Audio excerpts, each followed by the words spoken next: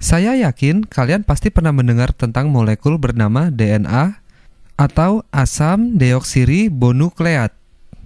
Saya menulisnya untuk menghemat waktu. Tetapi saya rasa kamu sudah tahu bahwa DNA adalah unit dasar dari hereditas yang memuat kode informasi genetis seseorang. Yang akan saya lakukan dalam video ini adalah pengetahuan umum, pengetahuan populer yang membuatmu mengatakan, "Oh, yang membuat rambut saya hitam, atau mata saya biru, atau apapun itu adalah DNA." Yang mau saya lakukan di video ini adalah memberikanmu ide tentang bagaimana caranya DNA atau sebuah molekul mengkodekan seperti apa diri kita. Bagaimana informasinya disimpan dalam sejenis molekul, dan bagaimana caranya molekul tersebut berubah menjadi protein, enzim, organ tubuh, sel-sel otak, dan semua bagian tubuh lainnya yang menjadikan kita sebagai kita. Ini adalah DNA dalam tampilan komputer. Dan saya yakin banyak dari kalian sudah pernah mendengar tentang heliks ganda. Heliks ganda. Istilah heliks ganda diambil dari bentuk struktur DNA. Kamu bisa lihat ini heliks ganda. Kamu bisa melihat dua garis ini. Dan mereka saling melilit satu sama lain. Kamu lihat ini, salah satunya, dan ini yang lainnya melilit seperti itu. Dan mereka dihubungkan oleh seperti jembatan-jembatan antara dua heliks, dan mereka berputar di sekitar satu sama lain. Saya rasa kamu sudah dapat ide dasarnya. Jadi, heliks ganda menjelaskan struktur, bentuk dari DNA, dan menjadi dasar berbagai reaksi menarik, seperti bagaimana hereditas, seleksi alam, dan variasi terjadi. Lain kali, saya ingin membacakan kepada kalian makalah Watson dan Crick tentang heliks ganda, di mana pada dasarnya mereka membahas tentang temuan baru tersebut. Dan yang paling menarik adalah bahwa makalah tersebut hanya 1,5 halaman, meski termasuk dalam salah satu penemuan terpenting dalam sejarah. Sesuai dengan pandangan saya secara umum, bahwa jika kamu mempunyai satu hal yang penting, tidak butuh waktu lama untuk menceritakannya. Sekarang mari kita bahas bagaimana DNA membentuk protein yang menyebabkan kita sebagai kita. Di sini adalah gambar yang diperbesar dari grafik yang tadi saya perlihatkan, dan ini lengkap dengan heliks gandanya. Ini adalah sisi magenta. Dan jika kamu melepaskan lilitannya, jika kamu melepaskan satu sisi heliksnya, saya akan mendapatkan satu dari sisi magenta dari heliks, dan sisi lainnya adalah sisi hijau ini. Dan jika kamu memelintirnya kembali, kamu akan kembali pada gambar yang ini lagi. Ini adalah jembatan-jembatan penghubung dari heliks ganda. Ini adalah jembatan-jembatannya. Ini jembatannya. Nah, yang mengkodekan informasi adalah blok-blok yang membangun jembatan terbuat dari molekul yang berbeda-beda. Dan 4 molekul yang berbeda dalam DNA adalah adenin, tertulis pada bagian kecil ini. Saya mendapatkannya dari Wikipedia. Adenin letaknya di atas sini. Ini adalah struktur molekul dari adenin. Ia terhubung dengan gula di sini, ribosa. Saya tidak akan membahas deoksiribosa sekarang. Kemudian ada kelompok fosfat. Gula dan fosfat bersifat sebagai tulang punggung DNA. Saya tidak akan membahasnya secara mikrobiologis karena belum menjadi penting untuk mengetahui bagaimana DNA dapat membuat kita menjadi kita. Jadi sepanjang tulang punggungnya yang identik, kita akan membahasnya. Mereka mempunyai arah yang berbeda-beda. Disebut dengan istilah antiparalel, jadi mereka melabeli ujung-ujungnya. Saya tidak akan membahasnya secara detail, tapi yang terpenting adalah basa-basa ini. Ada adenin, kemudian adenin berpasangan dengan timin. Adenin berpasangan dengan timin. Dan kamu bisa melihatnya di atas sini. Jika ada molekul adenin di sini dan basa adenin di sini, ia akan berpasangan dengan timin. Dan ini disebut pasangan basa. Adenin dan timin saling berpasangan. Jika kamu mempunyai timin, ia akan berpasangan dengan adenin. Kemudian kamu mempunyai guanin yang berpasangan dengan sitosin. Guanin dengan sitosin. Dan kamu harus mengetahui nama-nama di sini.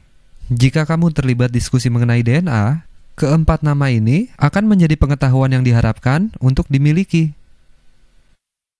Tetapi nama dan struktur molekulnya belum penting untuk saat ini. Yang penting adalah fakta bahwa DNA memiliki 4 jenis molekul yang berperan mengkodekan informasi. Jadi, kamu bisa melihat salah satu untaiannya dalam cara yang disederhanakan. Kamu dapat melihatnya sebagai yang ini jika mempunyai adenin, kemudian sitosin, maka ia akan mempunyai guanin. Itu adalah guanin dalam warna ungu.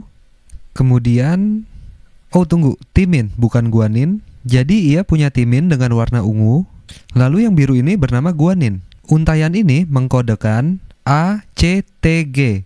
Dan jika kita ingin mengkodekan sisi lain dari untaiannya, kita dapat, saya tidak perlu melihat ke sini, hanya perlu melihat pinggirnya. Adenin akan berpasangan dengan timin. Sitosin berpasangan dengan guanin. Timin dengan adenin.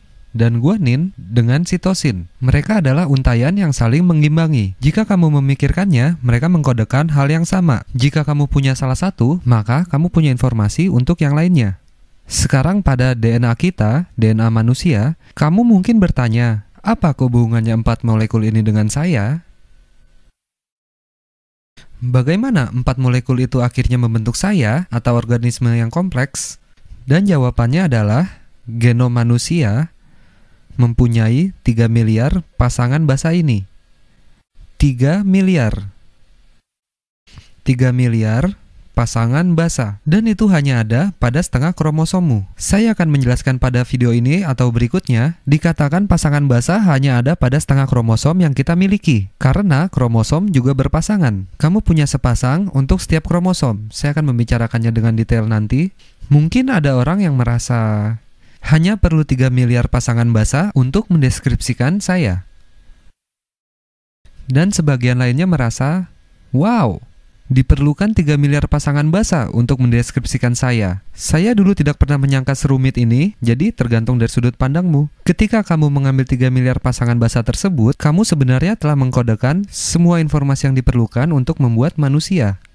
Dan ternyata, banyak primata yang memiliki pasangan basa yang mirip dengan manusia.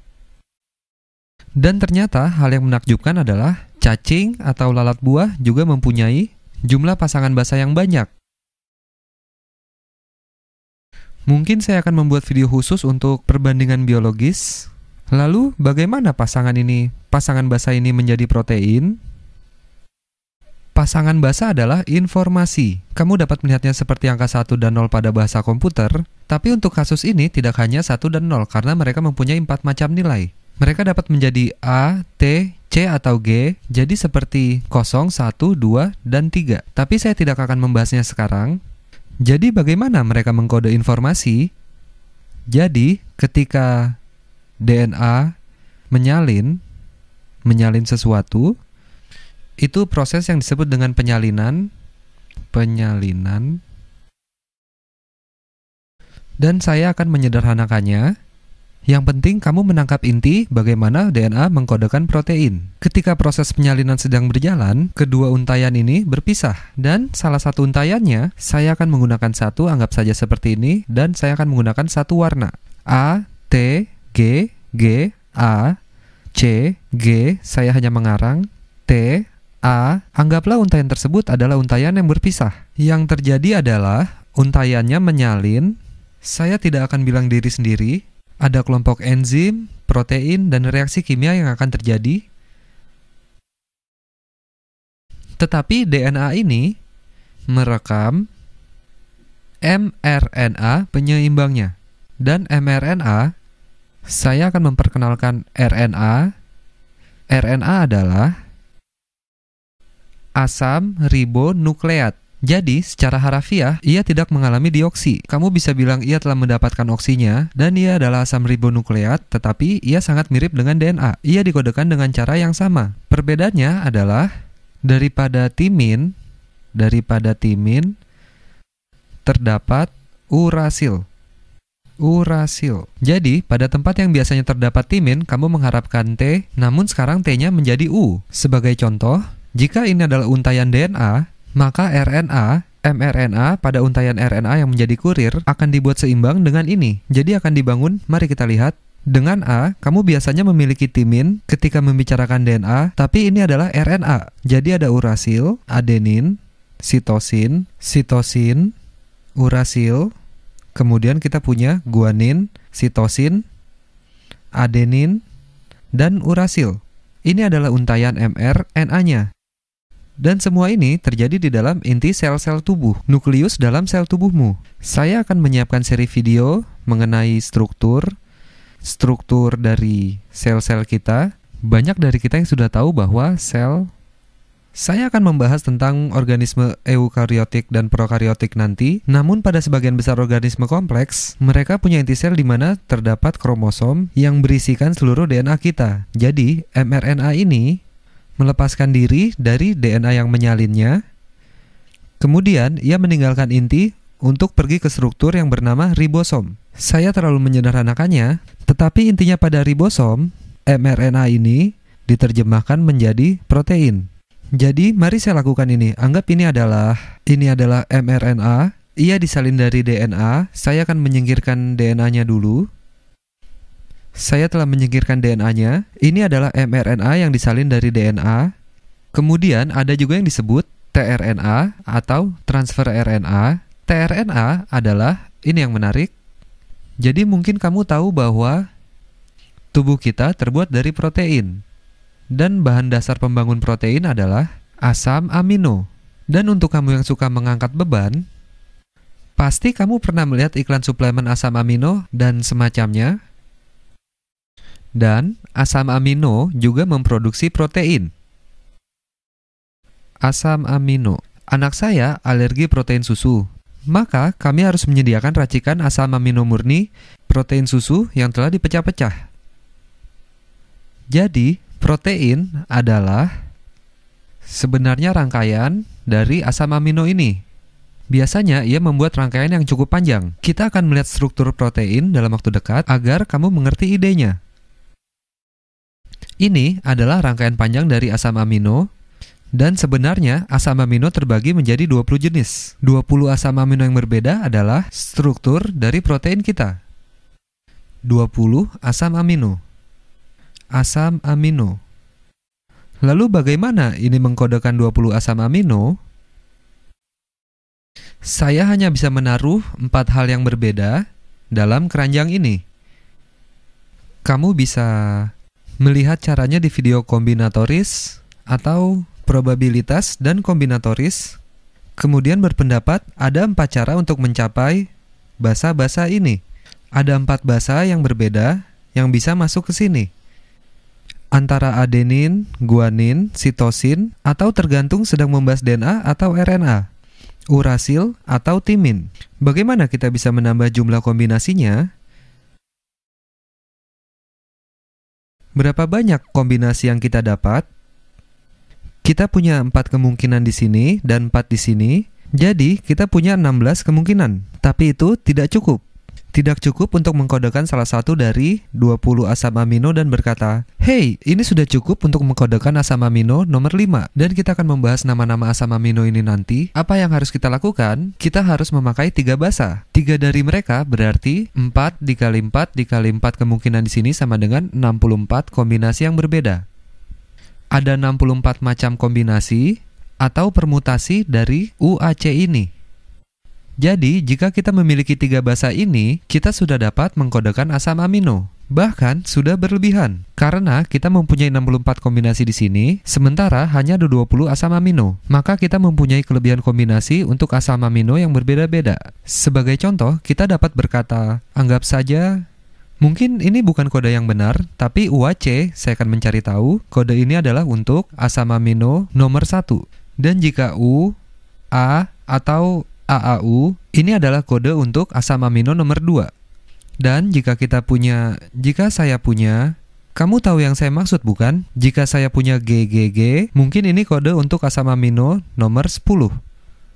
Dan ketika kurir RNA ini meninggalkan inti, ia pergi ke ribosom, dan pada ribosom, kita akan melihat pada diagramnya nanti, pada ribosom, saya akan mengambil molekul mRNA yang sama, Dan ini lebih panjang daripada yang akan saya tunjukkan padamu. Ini adalah fraksi dari molekul mRNA. Jika saya mengambil molekul mRNA, mereka berfungsi sebagai contoh untuk molekul tRNA. Dan molekul tRNA adalah molekul yang tersambung dengan mereka hampir seperti truk untuk asam amino. Anggaplah saya mempunyai beberapa asam amino di sini. Saya punya asam amino seperti ini. Dan saya punya satu lagi yang seperti ini. Mereka akan tersambung dengan molekul tRNA. Jadi, anggap saja molekul tRNA ini adalah sudah tersambung dengan molekul tRNA yang mempunyai kode A. Saya akan menulisnya dengan warna yang lebih gelap. Memiliki kode A, U, G. Yang satu ini memiliki kode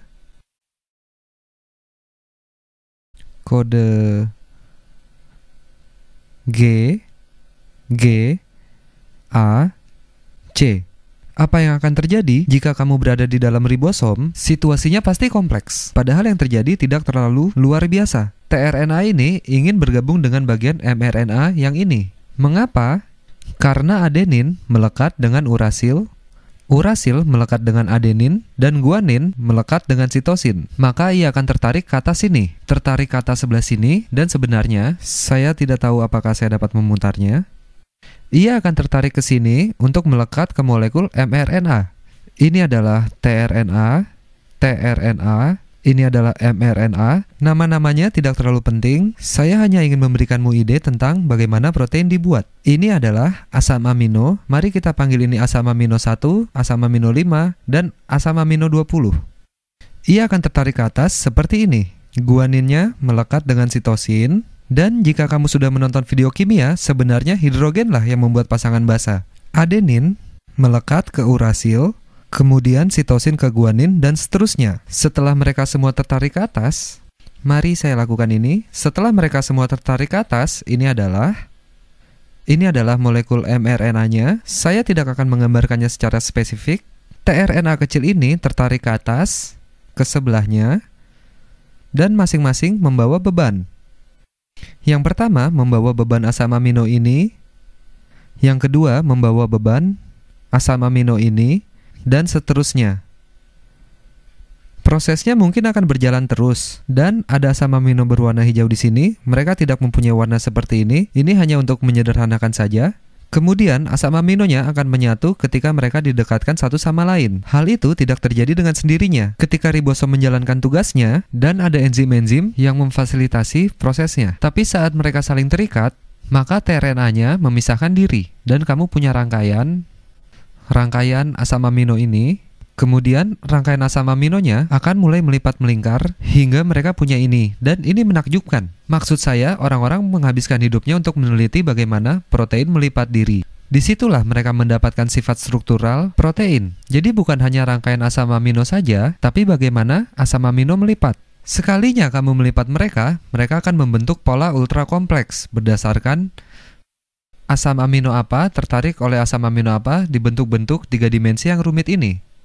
Saya mendapatkan beberapa gambar asam amino dari Wikipedia, dan hubungan ini dengan DNA ini adalah insulin. Ia adalah kunci kemampuan kita untuk memproses glukosa dalam tubuh kita. Ini adalah insulin, ia adalah hormon. Kadang kamu mendengar seseorang membicarakan sistem kekebalan tubuh, atau kadang sistem endokrin dan hormon. Kadang-kadang juga sistem pencernaan. Ini adalah hemoglobin, yang berfungsi sebagai membawa oksigen ke seluruh tubuh. Tapi semuanya adalah protein, dan lipatan-lipatan kecil ini adalah amino kecil. Maksud saya titik-titik kecil asam amino. Beberapa dari ini adalah sejumlah rangkaian asam amino yang bentuknya saling melengkapi, seperti puzzle yang besar. Tapi sebagian dari mereka hanyalah rangkaian asam amino yang terpisah. Seperti insulin di sini, asam aminonya berjumlah 50. Dan begitu rangkaiannya terbentuk, mereka berkumpul bersama dan menjadi gumpalan kecil ini. Tapi bentuk gumpalannya sangat penting untuk menentukan efektivitas insulin dalam tubuh. Tapi yang di sini adalah 50, kurang lebih 50 asam amino. Asam amino. Ini adalah immunoglobulin G, bagian dari sistem kekebalan, mempunyai sekitar 1500 asam amino. Jadi, berapa banyak DNA atau pasangan basa yang diperlukan untuk mengkodekan ini? Berarti 3 kali lipat lebih banyak, betul? Karena kamu harus mempunyai 3 pasangan basa untuk mengkodekan satu asam amino. Dan 3 pasangan basa ini disebut kodon. Karena mengkodekan asam amino, 3 pasang basa membentuk satu kodon. Jadi, jika kamu punya 50 asam amino untuk membentuk insulin, berarti kamu harus mempunyai 50 kodon, yang berarti kamu harus mempunyai 150 basa. Atau 150 A, G, dan T. Jika kamu mempunyai 1500 asam amino, berarti kamu akan mempunyai 1500 kodon, yang berarti kamu akan mempunyai sekitar 4500 pasangan basa untuk mengkodekan ini. Sekarang, ada beberapa hal yang kadang membingungkan. Maka, saya membedah hingga level terkecil dari DNA di sini. Level di mana saya sedang menunjuk RNA di sana, tapi ini adalah level terkecil dari DNA. Level di mana pengkodean informasi terjadi. Tapi, apa hubungannya dengan gen dan kromosom yang kamu bahas dalam topik lain? Anggaplah 150 pasangan basa yang mengkodekan insulin membentuk satu gen.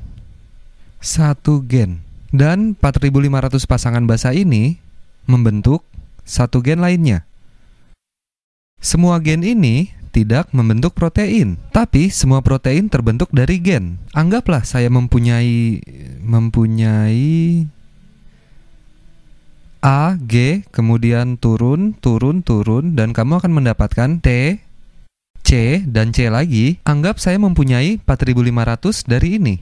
Ini bisa mengkodekan sebuah protein. Ini bisa mengkodekan protein atau informasi tentang bagian DNA, mana saja yang sebaiknya dikodekan atau tidak. Dan bagaimana semua DNA bersikap, semua menjadi sangat kompleks. Sementara bagian DNA yang ini disebut gen. Ini disebut gen, dan gen bisa mempunyai sekian ratus hingga sekian ribu pasangan basa. Gen adalah bagian dari kromosom yang mengkodekan protein tertentu atau mempunyai tujuan tertentu. Ada beberapa macam gen. Ini adalah penyederhanaan saja. Anggaplah ini adalah gen untuk insulin. Sekarang ada berbagai macam manfaat pengkodean insulin. Dan saya sedikit keluar jalur. Mungkin seharusnya tidak terlalu membahas insulin secara spesifik. Yang jelas, ia mengkodekan protein. Tetapi pengkodeannya dapat dilakukan dalam berbagai cara. Mungkin bukan T di sini, melainkan C. Ia tetap mengkodekan protein yang sama. Ia tidak berubah banyak, hanya membuat proteinnya bersifat sedikit berbeda. Ini hanyalah sedikit varian. Nah, setiap varian dari gen ini disebut alel. Ini adalah varian spesifik dari gen. Sekarang, jika kamu mengambil rangkaian DNA ini dan rangkaian yang ini adalah satu pasangan basa. Ini nampaknya satu basa. Ini juga satu basa lainnya. Mungkin ini adalah adenin dan ini seharusnya timin yang berwarna hijau di sini. Ini adalah adenin dan ini adalah timin. Dan ini adalah guanin. Maka yang ini adalah sitosin. Ini hanyalah sebuah bagian yang sangat kecil. Jika saya jauhkan gambarnya, dan katakanlah kita mempunyai rangkaian DNA yang besar, di mana titik-titik kecil ini adalah pasangan basa. Mungkin bagian ini mengkodekan gen 1. Gen 1, ada beberapa hal yang belum kita ketahui sepenuhnya. Mudah-mudahan saya bisa dimengerti. Hanya dengan diskusi sederhana mengenai DNA, kita sudah maju ke tahap di mana sebagian halnya belum kita ketahui. Karena pembahasan DNA sangatlah kompleks dan ada struktur yang mengumpan balik, serta gen-gen tertentu yang menentukan apakah sebaiknya kita mengkodekan gen LAN atau tidak, dan kapan pengkodean terjadi sangatlah kompleks. Jadi ada bagian besar dari DNA yang kita belum mengerti kegiatannya, tapi mungkin kita punya bagian lain di sini yang mengkodekan gen 2, mungkin gen gen 2 sedikit lebih panjang, mungkin ia mempunyai 1000 pasangan basa. Ketika kamu mengambil ini semua dan mengubahnya menjadi... Lalu, ia melilitkan dirinya sendiri seperti ini.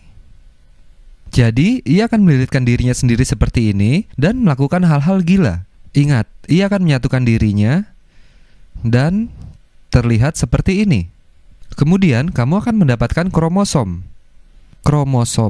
Dan untuk mengerti seberapa besar kromosom dibandingkan pasangan basa yang sebenarnya, kromosom nomor 1 dalam genom manusia, kita memiliki 23 pasang. Jika kamu melihatnya dari dalam inti, anggaplah ini adalah inti dan ini adalah inti selnya. Sel berukuran jauh lebih besar dari yang saya gambarkan, tapi kita punya 23 pasang kromosom.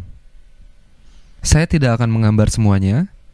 Kamu sebenarnya dapat melihat kromosom pada mikroskop yang tidak terlalu mahal. Kita telah mencapai skala yang kita tuju. Tapi kromosom yang terbesar, kromosom nomor 1 dari manusia, memuat banyak sekali informasi. Ia memiliki sekitar 220 juta pasangan basa. Kadang orang menggunakan istilah kromosom, genetis, gen, dan pasangan basa secara bergantian. Namun, kita perlu mengerti dulu perbandingan skala dari semuanya. Kromosom ini adalah rangkaian DNA yang sangat panjang, yang telah dikonfigurasi dan dibungkus terdiri dari 220 juta pasangan basa. Jadi, elemen sebenarnya yang mengkodekan informasi berskala jauh lebih kecil dibandingkan kromosom. Tapi sekarang kita telah sedikit mengerti, dan saya ingin melihat ini sekali lagi, karena ini sangat mengagumkan. Ketika kamu mengambil kombinasi-kombinasi kecil dari asam amino, kamu bisa membentuk struktur-struktur yang sangat rumit, di mana kita masih mencoba mengerti bagaimana mereka berinteraksi satu sama lain dan mengatur kegiatan biologis kita. Dan yang lebih menakjubkan lagi dari skema ini adalah bahwa DNA, mRNA, dan tRNA berlaku untuk semua makhluk hidup di planet kita. Jadi, kita berbagi mekanisme yang sama dengan seluruh makhluk hidup. Saya dan tanaman ini, kami berbagi akar yang sama, yaitu kita sama-sama memiliki DNA. Walaupun saya terlihat sangat berbeda dengan kecoa yang saya tidak suka, tapi kami berbagi akar DNA yang sama. Pengkodean protein yang sama, hal yang akan dijumpai pada semua makhluk hidup. Hal tersebut menakjubkan bagi saya. Dan yang lebih menakjubkan lagi, semua bentuk yang kompleks ini dibentuk oleh DNA. Dan ini bukan hanya tebakan, ini sudah diobservasi. Ini adalah struktur yang menakjubkan. Walau hanya terdiri dari 20 asam amino, kamu bisa saja memberikan istilah Legos untuk asam aminonya, kemudian kamu gabungkan Legosnya dan interaksi kimiawinya akan membentuk struktur-struktur yang menakjubkan. Jadi, sekarang kita tahu sedikit tentang DNA dan bagaimana ia dikodekan menjadi protein, kita dapat melompat ke belakang sedikit untuk membahas bagaimana variasi diperkenalkan dalam sebuah populasi.